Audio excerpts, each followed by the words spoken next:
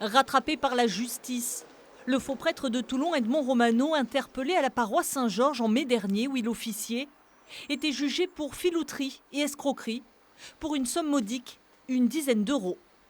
Monsieur Romano a d'autres motivations que l'enrichissement financier, ça c'est en ce qui me concerne une évidence.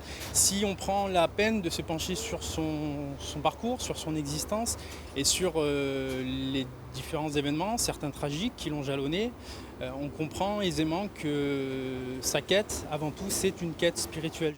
Dès les premières minutes du procès, le prévenu s'excuse auprès du père Samuel, l'une des victimes. Mais les faits sont là. Edmond Romano, 60 ans, est un multirécidiviste, compte pas moins de 28 condamnations, a été incarcéré 4 fois depuis l'âge de 23 ans. Une vie de délinquance qu'il explique par la perte brutale d'un enfant. Pas suffisant pour convaincre les juges, le tribunal le condamne à 2 ans de prison. Malheureusement, son parcours fait état d'un certain nombre d'infractions identiques et je pense qu'il a tenu compte de la difficulté qu'il a à se remettre en question, à prendre conscience de la gravité de ses actes.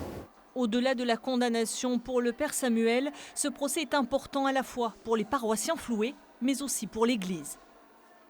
Ce qui fait qu'il peut être rassurant, c'est que l'Église prenne ça bien en compte et qu'elle en parle dans chaque diocèse pour que M. Romano ou d'autres ne fassent pas ces mêmes faux sacrements. Déçu par le jugement, l'avocat du faux prêtre n'a pas souhaité réagir. Edmond Romano, lui, a 10 jours pour faire appel de sa condamnation.